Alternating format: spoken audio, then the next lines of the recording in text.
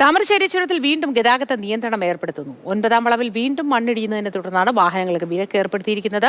ലക്കിടിയിലും അടിവാരത്തും വെച്ച് വാഹനങ്ങൾ തടഞ്ഞു നിർത്തും. കമൽ ചേർന്നു വയനാട്ടിൽ നിന്നും വിവരങ്ങളുമായി. കമൽ, കഴിഞ്ഞ ദിവസവും വലിയ പരിശോധനകളൊക്കെ നടത്തിയിരുന്നു ദുരന്ത നിവാരണ അതോറിറ്റി. എന്തുകൊണ്ടാണ് ഇത്തരത്തിൽ കുന്നിടിയുന്നത്, അല്ലെങ്കിൽ ഇനിയും ഇടിയാൻ സാധ്യതയുണ്ടോ തുടങ്ങിയ ആശങ്കകൾ പ്രേക്ഷകരടക്കം പങ്കുവച്ചു. ഞാനും ഇന്നലെ കമലിനോട് ചോദിച്ചിരുന്നു. അപ്പോൾ അത്തരത്തിലൊരു സാധ്യതയൊന്നും നിലവിലില്ല. വലിയ പാറകൾ ഉണ്ടായിരുന്നു, ഒക്കെ മറിഞ്ഞ് താഴേക്ക് വന്നിട്ടുണ്ട്. ഇനിയങ്ങൊരു സാധ്യതയില്ല എന്നാണ് നമുക്ക് വിവരമായി ലഭ്യമായതും. പക്ഷെ ഇപ്പോഴിതാ വീണ്ടും അങ്ങനെ ഒരു സംഭവം ഉണ്ടാവുന്നത് കുറച്ച് ആശങ്ക ഉണ്ടാക്കുന്നില്ലേ?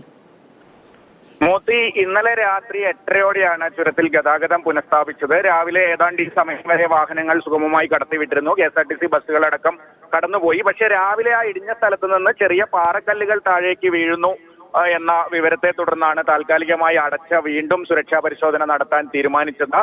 ഇന്നലെ തന്നെ ആ ഇടിഞ്ഞ ഭാഗത്ത് താഴെ മണ്ണ് കൊണ്ട് ഒരു തിട്ട പോലെ ഉണ്ടാക്കിയിരുന്നു. അഥവാ ചെറിയ കല്ലുകൾ വീഴുകയാണെങ്കിലും റോഡിലേക്ക് വീഴാതിരിക്കാൻ അങ്ങനെയൊക്കെ ചെയ്ത് ഇന്നലെ ഫയർഫോഴ്സ് ഉദ്യോഗസ്ഥർ മുകളിൽ കയറി കുറെ ഇളകിയ പാറകളൊക്കെ താഴേക്ക് ഇളക്കിയൊക്കെ ഇട്ട് അങ്ങനെയാണ് പുനഃസ്ഥാപിച്ചത്. പക്ഷേ ഈ ചെറിയ പാറക്കല്ലുകൾ വീഴുന്നതിൽ ആശങ്ക ഉണ്ടായതിനെ തുടർന്നാണ് താൽക്കാലികമായി ഇപ്പോൾ ഗതാഗതം തടയാൻ തീരുമാനിച്ചിരിക്കുന്നത്. എന്താണെങ്കിലും DDMA ദുരന്ത നിവാരണ അതോറിറ്റിയിൽ നിന്നുള്ള ആളുകളൊക്കെ ഒന്നുകൂടി പരിശോധിച്ച ശേഷമായിരിക്കും ഇനി എന്താണ് ചെയ്യേണ്ടത് എന്നുള്ള ഒരു തീരുമാനം എടുക്കുക.